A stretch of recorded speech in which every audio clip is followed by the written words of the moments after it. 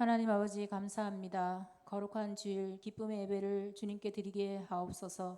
한 주간 세상에서 묻은 때를 그대로 가지고 나왔사오니 깨끗이 씻어 주옵시고 정직하게 하옵소서. 아버지 저희들 마음을 주장하여 주셔서 오직 예수로 오직 말씀으로 날마다 새로움을 입게 하옵소서. 주의 성령을 거두지 마옵시고 정직한 영을 새롭게 하옵소서. 성령으로 충만케 하옵시고 온 성도가 한 마음 한 뜻 한 성령 안에서 주님의 마음을 알아가게 하옵시고 지금도 살아계셔서 말씀하시는 하나님을 예배를 통해 만나기 원합니다. 주님의 임재를 경험하며 각 지체에게 주신 어려움과 힘듦을 통해 주님을 만나기 원합니다. 우리들 마음이 열린 마음으로 주님을 향한 새 마음을 주옵소서. 마음이 둔하여지고 도무지 들으려고 하지 않는 저희의 완악함이 깨트려지기 원합니다. 온유하시고 겸손하신 예수님의 마음을 닮아가게 하옵소서. 아버지 저희 교회를 사랑하시고 지금까지 지켜주신 감사합니다. 말씀으로 하나 되고 사랑으로 세워가는 교회, 하나님 마음에 합한 교회 되게 하시고 하나님 저희 임마누엘 재단을 주님이 원하시는 대로 마음껏 사용하시옵소서. 말씀을 선포하시는 담임 목사님 영혼이 잘된 같이 범사가 잘되게 하시고 말씀이 우리의 혼과 영과 간절 및 골수를 찔러 쪼개게까지 하며 여리고 교회를 섬기실 때 부족함이 없도록 성령님 울타리 되어 주세요. 예수님 이름으로 기도합니다. 아멘.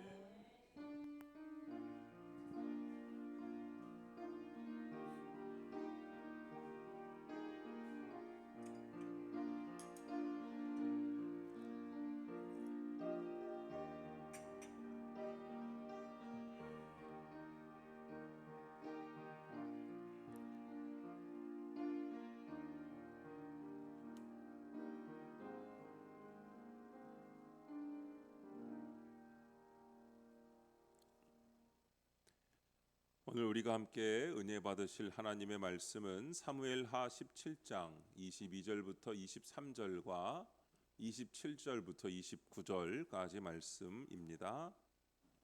다 일어나셔서 하나님의 말씀을 우리 한 목소리로 읽겠습니다. 다윗이 일어나 모든 백성과 함께 요단을 건널세 새벽까지 한 사람도 요단을 건너지 못한 자가 없었더라. 아히도벨이 자기 계략이 시행되지 못함을 보고 나귀의 안장을 지우고 일어나 고향으로 돌아가 자기 집에 이르러 집을 정리하고 스스로 목매어 죽음에 그의 조상의 묘에 장사되니라. 27절입니다. 다윗이 마하나임에 이르렀을 때에 암몬 족속에게 속한 라빠 사람 나하스의 아들 소비와 로베발 사람 암미엘의 아들 마길과 로글림 길르앗 사람 바르실레가 침상과 대야와 질그릇과 밀과 보리와 밀가루와 볶은 곡식과 콩팥과 볶은 녹두와 꿀과 버터와 양과 치즈를 가져다가 다윗과 그와 함께한 백성에게 먹게 하였으니 이는 그들 생각에 백성이 들에서 시장하고 곤하고 목마르겠다 함이더라. 아멘. 자리에 앉으시면서 잘 오셨습니다. 반갑습니다. 축복합니다. 광야에 차려주신 감사의 식탁이라는 제목으로 말씀의 은혜를 함께 나누겠습니다. 오늘은 여러분 아시는 대로 맥추감사주일로 지킵니다. 맥추감사주일은 한 해의 절반을 지나면서 하나님 앞에 감사를 고백하는 날입니다. 그래서 지난주에 하는 교회들도 좀 있고 우리 교회는 첫째 주 7월 첫째 주에 6월 다 보내고 나서 6개월을 보낸 다음 7월 첫 주에 이렇게 드립니다. 그런데 감사주일이라고 하면 마음이 마냥 가볍고 기쁘기만 한 것이 아닙니다. 어떤 분은 감사하는 제목이 금방 떠오르는 분도 있습니다. 건강을 지켜주셨지. 그래, 자녀들을 붙들어 주셨지. 필요한 것 채워주셨지. 예배 자리를 지키게 해주셨네. 뭐 이런 감사가 금방금방 떠오르는 분이 있으실 겁니다. 그런데 반대로 어떤 분은 마음이 조금 무거울 수도 있습니다. 나는 아직 문제가 해결된 것도 아닌데 상반기를 지나긴 했지만 감사보다 그저 억지로 버틴 시간이 더 많은데 감사주일이라고 하니까 감사해야 할 것 같지만 솔직히 내 형편은 아직 광야 같은데 그런 마음도 있을 것이라고 생각을 합니다. 그런데 오늘 본문은 바로 그런 우리에게 주시는 말씀입니다. 오늘 본문 말씀은 조금 낯선 풍경입니다. 맥추감사 주일이라고 하면 풍성한 들판이나 추수의 기쁨이 먼저 떠오르는 것인데 오늘 말씀은 그런 장면이 아니라는 겁니다. 다윗이 아들 압살롬의 반역을 피해 도망가는 피난길의 이야기입니다. 그런데 하나님은 바로 그 길 위에서 다윗과 백성을 붙들어 주십니다. 풍성한 들판이 아니라 지친 광야 같은 길에서 하나님은 자기 백성을 건너가게 하시고 먹여주시는 겁니다. 맥추감사는 모든 문제가 해결된 사람이 드리는 감사가 아닙니다. 광야를 지나면서도 주님이 여기까지 건너오게 하셨습니다 라고 고백하는 믿음입니다. 아직 끝난 것은 아니지만 여기까지 오게 하신 하나님을 인정하고 모든 짐이 내려진 것은 아니지만 그 길에서 우리를 먹이시고 쉬게 하시는 은혜를 기억하는 것입니다. 오늘 말씀을 따라서 세 가지의 은혜를 함께 나누려고 합니다. 첫 번째는 하나님은 한 사람도 놓지 않고 건너가게 하십니다. 오늘 읽은 성경 본문은 22절부터 시작했지만 그 앞의 상황을 잠시 봐야 합니다. 아히마아스와 요나단이 다윗에게 급히 소식을 전하죠. 아히도벨이 다윗을 해하려고 계략을 세웠으니 빨리 요단을 건너야 한다는 것이었습니다. 그 긴박한 밤에 다윗과 백성은 일어났고 하나님은 그들을 건너가게 하셨습니다. 이 말은 단순한 정보가 아니었습니다. 생명을 살리는 소식이었습니다. 지금 머뭇거릴 시간이 없었습니다. 밤이 깊었지만 일어나야 했고요. 몸은 피곤했지만 움직여야 했습니다. 생각이 많더라도 지금 당장 건너가야 하는 것이었습니다. 그래서 22절에 이렇게 말씀을 합니다. 다윗이 일어나 모든 백성과 함께 요단을 건널새 새벽까지 한 사람도 요단을 건너지 못한 자가 없었더라 했습니다. 저는 이 말씀이 참 마음에 깊이 남습니다. 한 사람도 요단을 건너지 못한 자가 없었더라. 그 밤에 얼마나 급했겠습니까? 여러분 6.25 때 피난 갔던 기억 다 나시죠? 네, 안 나시는구나. 네, 농담으로 한 얘기니까 진지하게 받아들이지 마세요.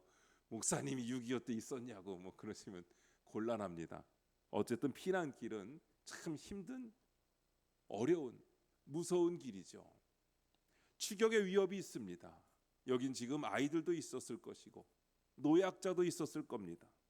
걸음이 느린 사람도 있었을 겁니다. 겁에 질려서 자꾸 누가 쫓아오는 것 같아서 뒤돌아보는 사람도 있었을 겁니다. 강을 건너는 일 자체가 쉬운 일이 아니잖아요. 그런데 성경은 말씀합니다. 한 사람도 남겨지지 않았다고 합니다. 하나님이 다윗만 건너게 하신 것이 아닙니다. 용감한 사람만 건너게 하신 것도 아닙니다. 걸음 빠른 사람만 건너게 하신 것도 아닙니다. 하나님은 그와 함께한 백성을 한 사람도 놓지 않으시고 다 건너게 하신 줄로 믿습니다. 이것이 하나님의 구원입니다. 하나님은 자기 백성을 붙드시되 끝까지 붙들어 주시는 분이십니다. 우리가 강해서 여기까지 온 것이 아니라는 겁니다. 우리가 믿음이 좋아서 이만큼 버틴 것도 아니라는 겁니다.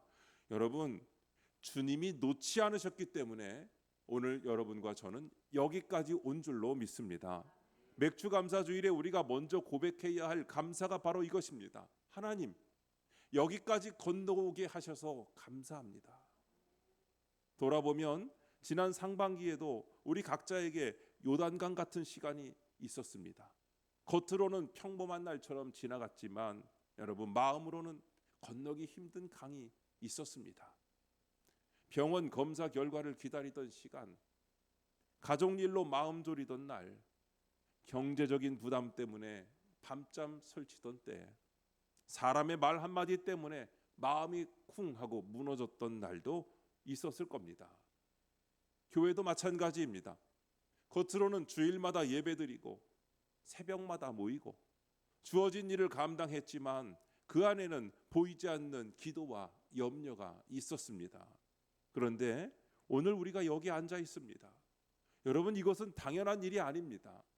지난밤에 잠들었다가 오늘 아침에 눈을 뜬 것이 여러분 당연합니까? 아침에 눈 떴을 때 감동 좀 하면서 사셨으면 좋겠습니다.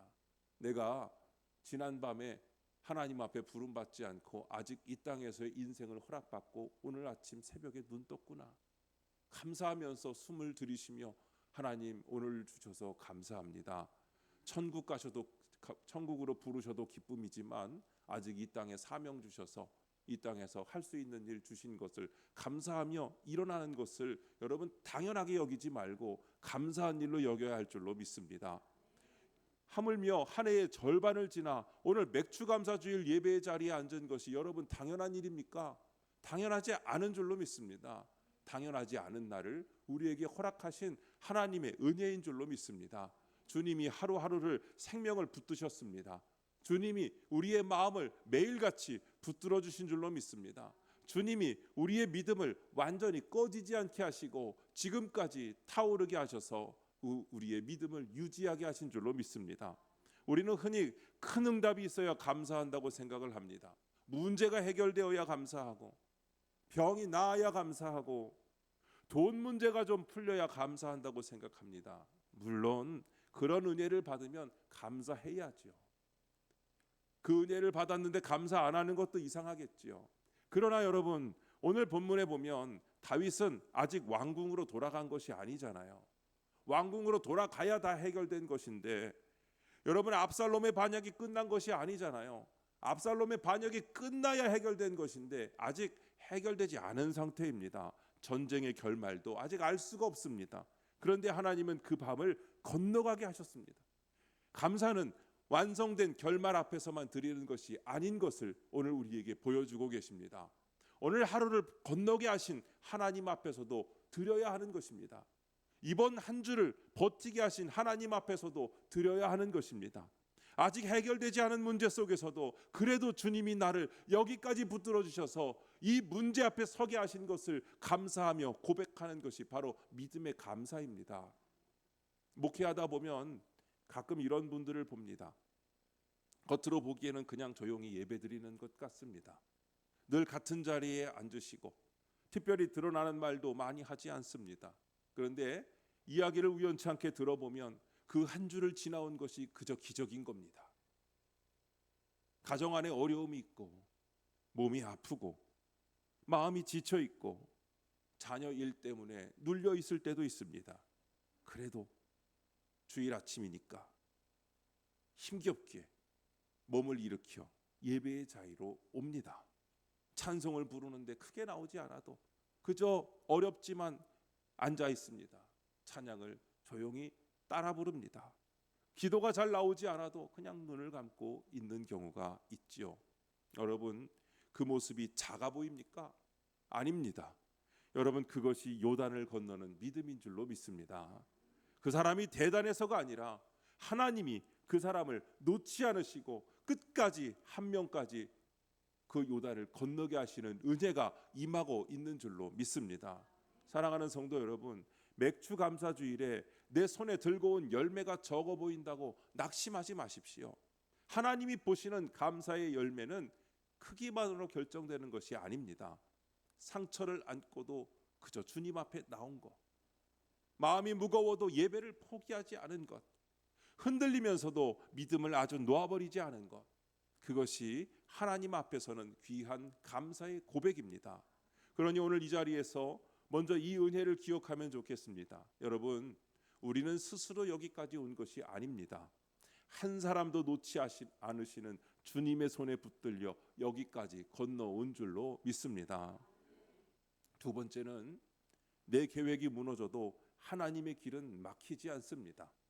오늘 읽은 본문 가운데 23절을 보면 아주 무거운 장면이 나옵니다. 아히도벨이라는 사람이 자기 계략이 시행되지 못한 것을 보고 고향으로 돌아가 집을 잘 정리한 다음에 스스로 목숨을 끊었다는 겁니다.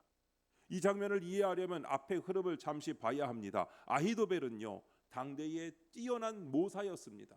계략가예요.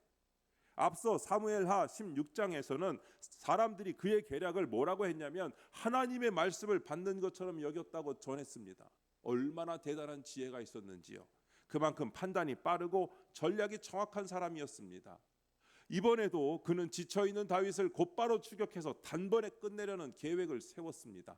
사람의 눈으로 보면 빈틈이 없어 보였습니다. 다윗이 고나고 힘이 빠졌을 때 밤중에 기습하면 모든 상황을 뒤집을 수 있었습니다. 그런데 그의 계략이 받아들여지지 않았습니다. 후세라는 사람의 말이 채택이 되었습니다. 그러자 아히도벨은 자기 계획이 무너진 것을 견디지를 못합니다. 자기 지혜가 거절당한 순간 그는 인생도 끝났다고 여겼습니다. 여러분, 그런데 다윗은 어땠습니까? 다윗도 무너진 사람입니다. 왕궁을 떠났고 아들이 반역을 했고 백성의 마음도 흔들렸습니다. 자기 죄의 결과를 온몸으로 지나가고 있었습니다. 하지만 다윗은 하나님께 나아갑니다. 울면서도 기도하고 부끄러운 길을 걸으면서도 주님을 바라봅니다. 실패했지만 여전히 주님을 바라보면서 주님께 기도하며 주님 앞에서 눈물 흘립니다. 끝났다고 생각하지 않습니다. 여기에 믿음의 갈림길이 있습니다. 여러분, 우리가 살다 보면 계획이 무너지는 일은 누구에게나 오는 거 아니겠습니까? 내가 옳다고 믿었던 판단이 빗나갈 때도 있고요. 오래 준비한 일이 뜻대로 되지 않을 때도 있습니다. 누구에게나 있습니다. 문제는요, 그 자리에서 어디로 가느냐입니다. 자기 안에 갇혀 있느냐, 하나님께 나아가느냐입니다. 자존심을 붙드느냐, 은혜를 붙드느냐입니다. 여러분, 맥주감사주일에 우리는 풍성한 열매만 생각하기 쉽습니다. 그러나 지난 반년을 돌아보면 뜻대로 되지 않은 일도 있었습니다. 기도했는데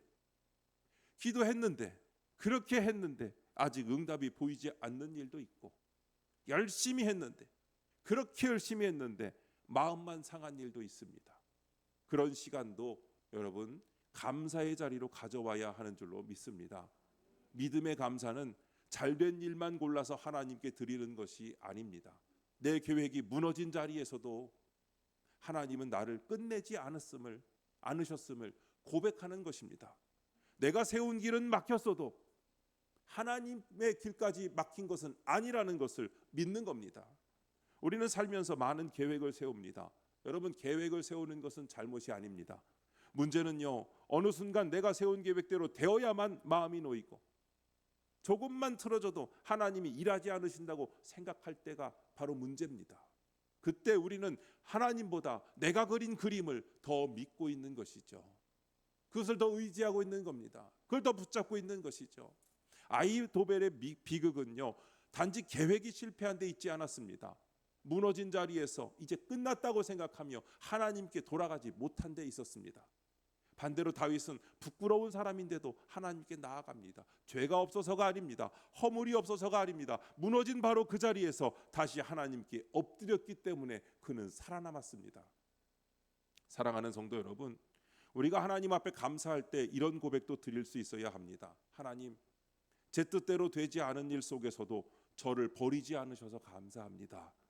제가 끝이라고 생각했던 자리에서도 다시 살 길을 열어주셔서 감사합니다. 여러분, 농사를 생각해봐도 그렇습니다. 씨를 뿌렸다고 다 내 뜻대로 자라지 않습니다. 비가 너무 많이 와도 문제고 오지 않아도 문제입니다. 오늘 전 권사님 모시러 갔다가 오는데 비가 조금밖에 안 와가지고 그 고추가 다 노랗게 그냥 말라버렸대요. 오늘 온 비가 어제만 왔어도 안 말랐을 것 같은데 어제 안 오고 오늘 오니까 그냥 말라서 떨어진 거 어떻게 죽었는데 할 수 없는 거죠. 우리 인생에, 그래서 권사님하고 그런 얘기를 나눴어요. 우리 인생 중에 내 마음대로 되는 일이 뭐 몇 개나 있느냐고. 내 마음대로 되는 일만 있으면 좋겠지만 그렇지 않은 일이 훨씬 더 많은 것이 우리의 인생 아니겠습니까? 여러분, 농부가 할 수 있는 일이 있지만 농부의 손을 넘어서는 일이 훨씬 많은 겁니다. 그래서 추수하는 사람은 결국 겸손할 수밖에 없습니다. 내가 다 했다고 말할 수가 없기 때문입니다. 하나님께서 우리와 함께 하셔야, 하나님께서 우리에게 허락해 주셔야 우리는 할 수 있는 일이 있는 겁니다. 우리 인생이 마찬가지입니다. 열심히 산다고 다 되는 것이 아니고 계획한다고 다 이루어지는 것도 아닙니다. 그래서 감사는요, 성과를 자랑하는 일이 아니라 내 인생의 주인이 누구인지를 다시 고백하는 일입니다. 돌아보면 하나님이 이루어 주신 것만 은혜가 아니었습니다. 여러분, 잘 들으십시오.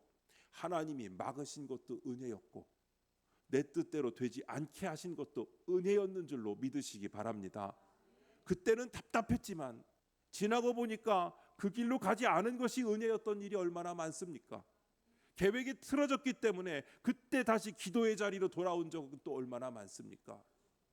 내가 그때 기도의 자리로 돌아오지 않았고 그때 막 계획이 틀어지지 않아서 내가 기도의 자리, 신앙의 자리로 돌아오지 않았다면 나의 인생은 믿음의 인생이 아니었을 것이고 구원의 인생이 아니었을 것이고 천국 백성이 안 되었을지도 모르는데 내가 그때 막혔기 때문에, 그때 돌아갔기 때문에, 그때 계획이 틀어졌기 때문에 내가 기도하고 하나님을 바라보며 하나님 붙들고 울 때에 하나님께서 내 인생을 건져주시고 살려주신 것을 여러분 돌아보며 다행이구나, 감사할 일이구나.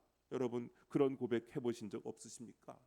그러므로 여러분 내 계획이 무너졌다고 인생까지 끝났다고 말하지 마십시오. 내 길이 막혀도 여러분 하나님의 길은 막히지 않습니다.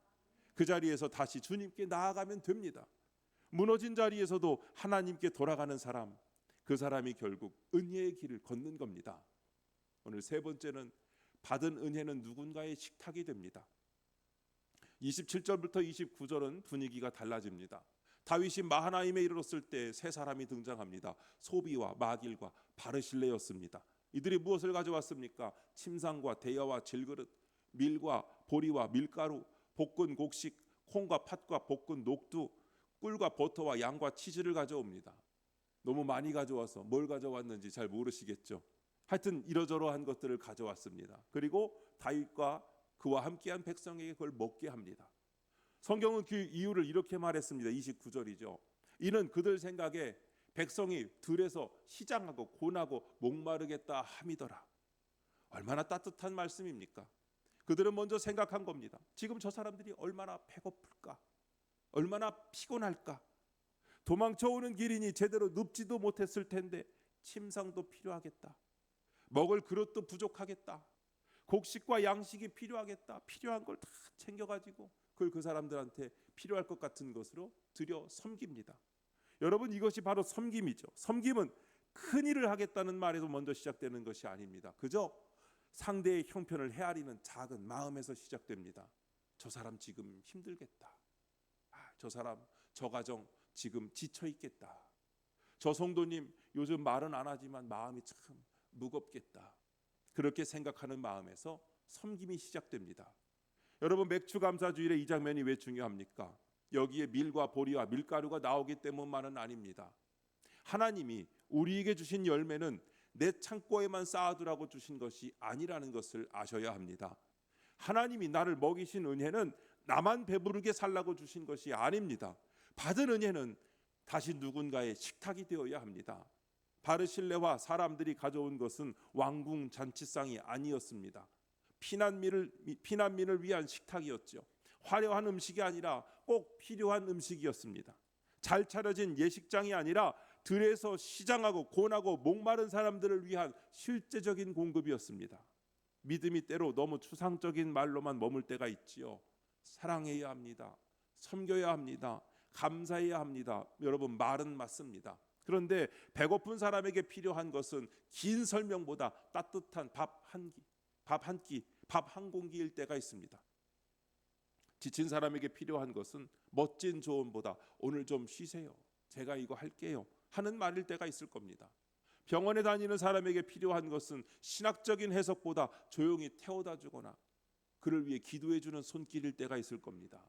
상중에 있는 사람에게 필요한 것은 많은 말보다 그저 곁에 있어주는 마음일 때가 있을 겁니다.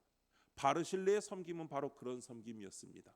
계산하지 않고 필요한 것을 보고 할 수 있는 것을 한 겁니다. 여러분 교회 안에도 이런 섬김이 필요할 겁니다. 누군가 예배당 문을 열고 닫는 일, 아무도 크게 주목하지 않는 청소, 식사 후에 조용히 정리하는 손길, 아픈 성도에게 안부를 묻는 전화 한 통, 새로운 분이 어색하지 않도록 먼저 건네는 인사, 이런 것들이 교회를 살리는 겁니다. 작고 사소하지만 그 섬김을 통하여 누군가는 마음의 힘을 얻고 일어나게 되는 것입니다. 가정에서도 그렇습니다. 감사는 말로만 끝나지 않습니다. 하나님 감사합니다 하고 예배드린 다음에 집에 돌아가서는 가족에게 감사와는 상관없는 아주 날카로운 말만 한다면 여러분 감사가 여러분의 삶으로 흘러가지 못하는 겁니다.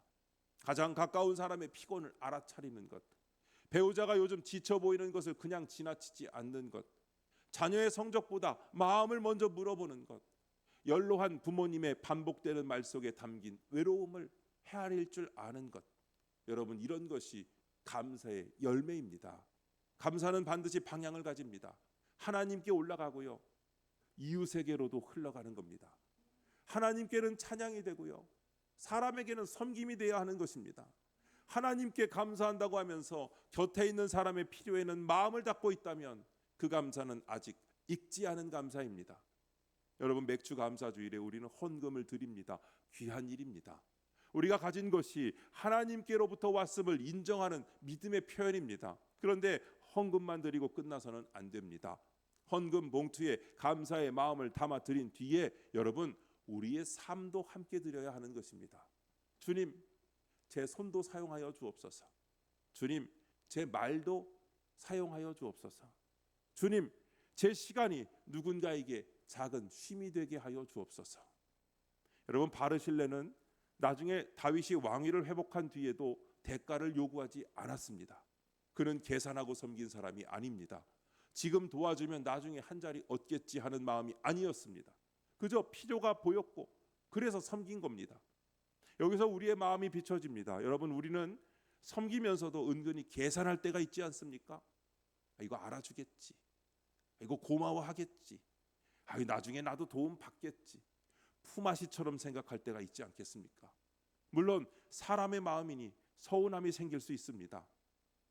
그러나 섬기면서 계속 알아주기를 바라면 그 섬김 안에 기쁨이 머물기 어렵습니다. 처음에는 사랑으로 시작했지만 생색이 나가지고 어느새 서운함이 마음을 차지하게 됩니다. 참된 섬김은 하나님께 받은 은혜를 기억할 때 가능해집니다. 내가 먼저 하나님으로부터 받은 것을 안다면 조금 누가 덜 알아줘도 버틸 수 있는 겁니다. 주님이 나를 먹이셨다는 것을 안다면 나도 누군가에게 작은 양식을 나눠줄 수 있는 겁니다. 주님이 내 광야에 식탁을 차려주셨다는 것을 내가 알면 나도 누군가의 광야에 작은 자리를 펴줄 수 있는 겁니다. 사랑하는 성도 여러분, 지난 6달 동안 여러분에게도 하나님이 주신 바르실레 같은 사람들이 있었을 겁니다. 저한테도 저희 가족에게도 바르실레 같은 분들이 많이 계셨어요. 우리 성도님들을 비롯해서 우리 지방 교육자들과 또 우리 충북연의 감리사님들, 감독님, 또 여러 동역자들이 그렇게 생각해 주시고 그렇게 도와주시고 그렇게 기도해 주셨어요. 너무 감사합니다. 여러분, 힘들 때 밥 한 번 사준 사람, 말없이 기도해 준 사람, 내 사정을 다 알지 못해도 그저 따뜻한 말 한마디 건네주는 그 사람, 내가 무너질 때 곁에서 손잡아준 그 사람, 그 사람을 통해 하나님이 나를 먹이셨습니다. 그 사람의 손길 뒤에 하나님의 손길이 있었습니다. 우리 가정뿐만 아니라 여러분의 가정과 여러분의 삶 가운데 바르실레 같은 사람들이 분명히 있었을 겁니다. 그러니 이제 우리도 누군가에게 그런 사람이 되어야 합니다. 거창하지 않아도 됩니다. 다 해결해 주지 못해도 됩니다. 그저 약소하지만 여러분, 바르실레는 다윗의 왕위를 회복시켜 준 것이 아니잖아요. 지금 다윗의 목표는 왕위를 회복하는 것이었겠지만 바르실레는 그저 한 끼의 배고픔을 해결해 준 것뿐입니다. 그가 전쟁을 끝낸 것도 아니잖아요. 그는 다만 지친 사람에게 필요한 것을 가져왔습니다. 그것으로 충분히 귀했습니다. 여러분, 오늘 우리는 성찬의 식탁 앞으로 나아가게 됩니다. 주님은 광야 같은 우리 인생에 가장 귀한 식탁을 차려주셨습니다. 그 식탁에는 주님의 살과 피가 있습니다. 우리가 자격이 있어서가 아니라 주님이 우리를 살리시려고 자기 몸을 내어주신 줄로 믿습니다. 우리가 강해서 여기까지 온 것이 아니라 여러분, 십자가의 은혜가 우리를 여기까지 오게 한 것을 믿으시기 바랍니다. 그러니 오늘의 감사는 단순히 먹고 살게 해주셔서 감사합니다 해서 멈추지 않습니다. 주님, 저를 살리신 은혜를 기억합니다. 이제 저도 누군가를 살리는 은혜의 통로로 살겠습니다. 이 고백으로 나아가야 할 줄로 믿습니다. 오늘 맥주감사주일에 이 고백 하나만은 마음에 남았으면 좋겠습니다. 주님, 광야 같은 길에서도 저를 먹이셨습니다. 우리는 왕궁에서만 감사하는 사람이 아닙니다. 편안한 자리에서만 감사하는 사람도 아닙니다. 하나님은 요단 앞에서도 건너가게 하셨고, 무너진 계획 속에서도 다시 주님께 돌아갈 길을 열어주셨으며, 마하나임에서는 지친 백성 앞에 식탁을 차려주셨습니다. 그리고 이제 우리는 성찬의 자리로 나아갑니다. 오늘 이 식탁 앞에서 지난 반년을 다시 돌아보시기 바랍니다. 모든 일이 뜻대로 된 것은 아니었습니다. 아직 끝나지 않은 기도도 있고 마음에 남은 짐도 많습니다. 그래도 여러분, 그래도 주님이 여기까지 건너오게 하셨습니다. 광야 같은 길에서도 우리를 굶겨두지 않으셨습니다. 그러니 이제 우리도 누군가의 광야에 작은 식탁을 차려주는 사람으로 살아가시기 바랍니다. 주님께 받은 은혜가 우리의 손과 발을 지나 지친 사람에게 흘러가게 하시기 바랍니다. 바라기는 오늘 성찬의 식탁에서 우리를 여기까지 붙드신 주님의 은혜를 깊이 받고 남은 날들도 감사와 섬김의 믿음으로 살아가시기를 주님의 이름으로 축원드립니다. 기도하겠습니다. 하나님 아버지, 맥주감사주일에 우리를 말씀 앞에 세우시고 여기까지 건너오게 하신 은혜를 기억하게 하시니 감사합니다. 우리는 때로 감사할 조건만 찾았습니다. 문제가 해결되어야 감사하고 형편이 좋아져야 감사할 수 있다고 생각했습니다.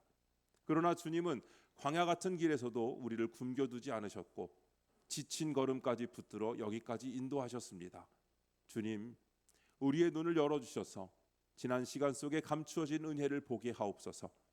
내 계획이 무너졌던 자리에서도 주님은 우리를 버리지 않으셨고 막힌 길 앞에서도 주님의 길은 멈추지 않았음을 믿게 하옵소서. 이제 내 뜻과 계산을 내려놓고 무너진 자리에서도 하나님께 나아가는 믿음의 사람이 되게 하옵소서. 또한 주님께 받은 은혜가 우리 안에만 머물지 않게 하옵소서. 우리를 먹이신 주님의 사랑을 기억하며 누군가의 광야에 작은 식탁을 차려주는 사람이 되게 하옵소서.